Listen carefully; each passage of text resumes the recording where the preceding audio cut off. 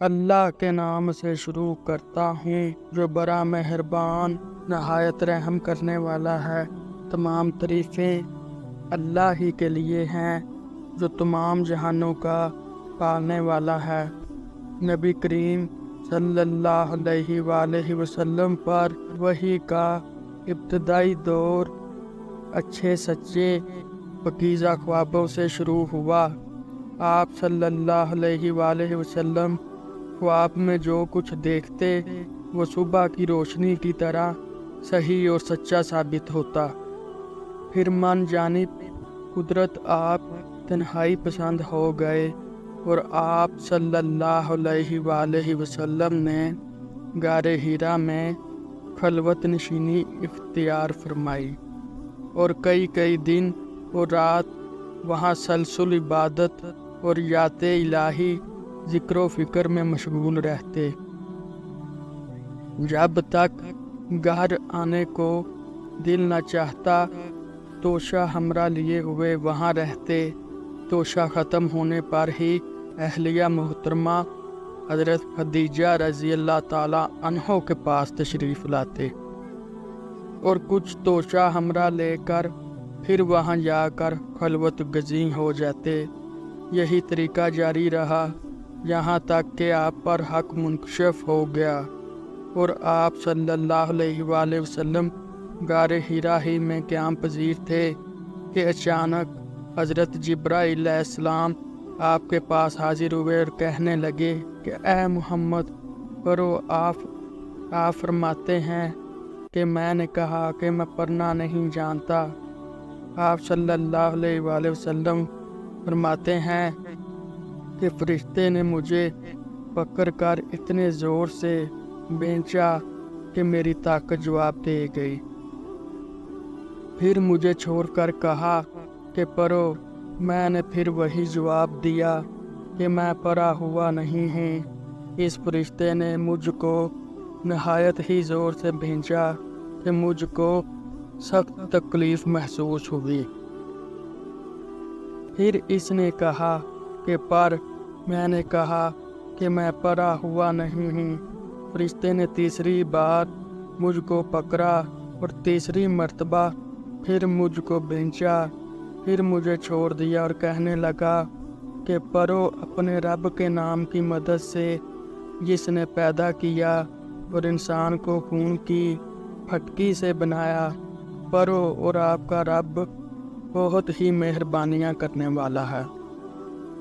بس یہی آیتیں آپ صلی اللہ علیہ وآلہ وسلم حضرت جبرائیل علیہ السلام سے سن کر اس حال میں غار حرا سے واپس ہوئے کہ آپ کا دل اس انوکھے واقعے سے کانپ رہا تھا۔ آپ حضرت خدیجہ کے ہاں تشریف لائے اور فرمایا کہ مجھے کمبل اڑا دو، مجھے کمبل اڑا دو۔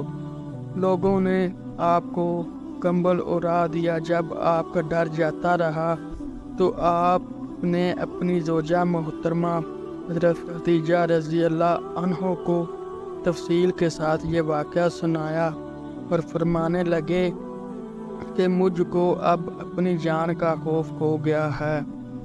آپ کی اہلیہ محترمہ حضرت خدیجہ رضی اللہ تعالی عنہ نے آپ کی ڈھارس بندھائی اور کہا کہ آپ کا خیال صحیح نہیں ہے۔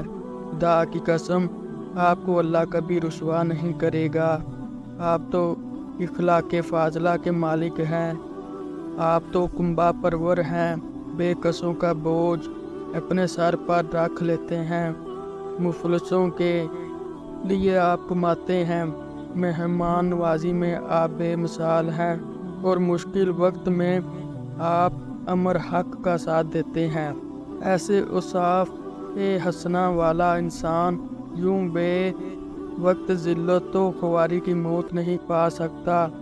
پھر مزید تسلی کے لیے حضرت خدیجہ رضی اللہ عنہ آپ صلی اللہ علیہ وآلہ وسلم کو ورقہ بن نوفل کے پاس لے گئے جو ان کے چچا زاد بھائی تھے اور زمانہ جاہلیت میں نصرانی مذہب اختیار کر چکے تھے اور عبرانی زبان کے قاطر تھے۔ چنانچہ انجیل کو بھی حسب منشائے खुदावंदी इब्रानी ज़बान में लिखा करते थे। इंजील सरियानी ज़बान में नाज़िल हुई थी, फिर इसका तर्जमा इब्रानी ज़बान में हुआ। वर्का इसी को लिखते थे। वो बहुत बुरे हो गए थे, यहाँ तक कि उनकी बनाई भी रुखसत हो चुकी थी। हज़रत खदीजा रज़ी अल्लाह अन्हा ने इनके सामने आपके हालात बयान किए और कहा कि ए चचा ज़ाद भाई, अपने भतीजे मोहम्मद सल्लल्लाहु अलैहि वसल्लम की ज़बानी ज़रा इनकी कैफियत सुन लीजिए। वो बोले कि भतीजे, आपने जो कुछ देखा है इसकी तफसील सुनाओ। चनाचा आप सल्लल्लाहु अलैहि वसल्लम ने आज अव्वल ता आखिर पूरा वाक़या सुनाया, जिसे सुनकर वर्का बेख्तियार होकर बोल उठे कि ये तो वही नमूस मुअज़्ज़िज़ राज़दान फरिश्ता है जिसे अल्लाह ने हज़रत मूसा अलैहिस्सलाम पर वही देकर भेजा था। काश मैं आपके इस अहद नबूवत के शुरू होने पर जवान उम्र होता। काश मैं इस वक्त तक ज़िंदा रहता जब कि आपकी कौम आपको इस शहर से निकाल देगी।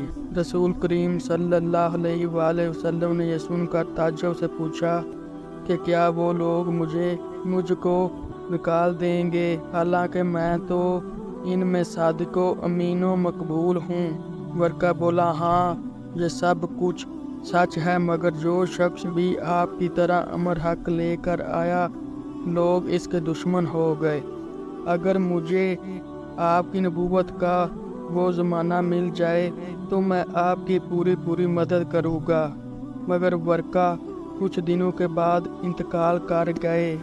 फिर कुछ अरसा तक वही की आमद मौकूफ़ रही।